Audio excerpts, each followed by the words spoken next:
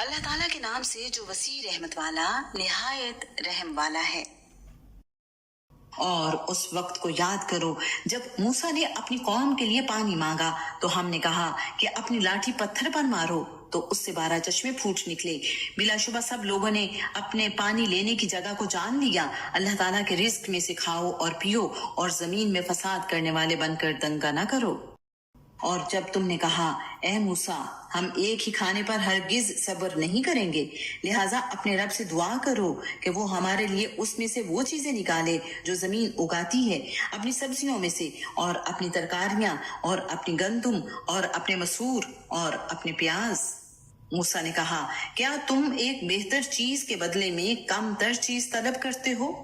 کسی شہر میں اتر جاؤ تو یقیناً جو کچھ تم نے مانگا ہے وہ تمہارے لیے ہوگا، اور ان پر ذلت اور محتاجی مسلط کر دی گئی اور وہ اللہ تعالیٰ کے غضب کے ساتھ لوٹے۔ یہ اس وجہ سے ہوا کہ وہ اللہ تعالیٰ کی آیات کے ساتھ کفر کرتے تھے اور اللہ تعالیٰ کے نبیوں کو ناحق قتل کرتے تھے۔ یہ اس وجہ سے جو انہوں نے نافرمانی کی اور وہ حدود سے گزر جاتے تھے۔ یقیناً جو لوگ ایمان لائے اور جو یہودی ہوئے اور عیسائی اور سابی، جو کوئی اللہ تعالیٰ اور آخرت کے دن پر ایمان لایا اور اس نے نیک کام کیے، ان کا اجر ان کے رب کے پاس ہے، اور ان کے لیے نہ کوئی خوف ہوگا اور نہ وہ غمگین ہوں گے۔ اور جب ہم نے تم سے پختہ عہد لیا اور ہم نے تم پر پہاڑ کو بلند کیا کہ جو ہم نے تمہیں دیا ہے اسے مضبوطی کے ساتھ پکڑو اور جو اس میں ہے اسے یاد کرو تاکہ تم بچ جاؤ۔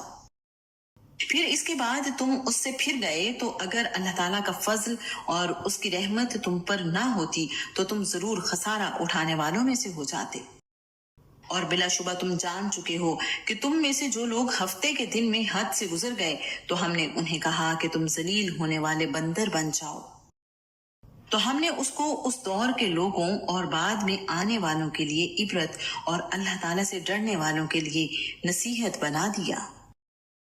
اور اس وقت کو یاد کرو جب موسیٰ نے اپنی قوم سے کہا یقیناً اللہ تعالیٰ تمہیں حکم دیتا ہے کہ ایک گائے ذبح کرو۔ انہوں نے کہا کیا تم ہمارا مذاق بناتے ہو؟ موسیٰ نے کہا میں اللہ تعالیٰ کی پناہ مانگتا ہوں کہ میں جاہلوں میں سے ہو جاؤں۔ انہوں نے کہا ہمارے لیے اپنے رب سے دعا کرو کہ وہ ہم پر واضح کر دے کہ وہ کیسی ہو۔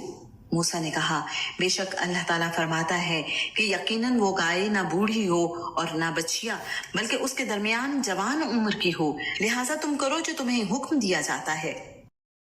انہوں نے کہا ہمارے لیے اپنے رب سے دعا کرو کہ وہ ہمارے لیے واضح کر دے کہ اس کا رنگ کیسا ہو۔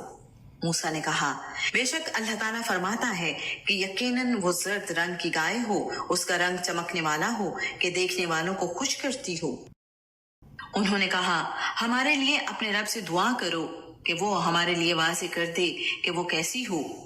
بے شک گائے ہم پر مشتبہ ہو گئی ہے اور یقیناً اگر اللہ تعالیٰ نے چاہا تو ہم ضرور مقصد تک پہنچنے والے ہوں گے۔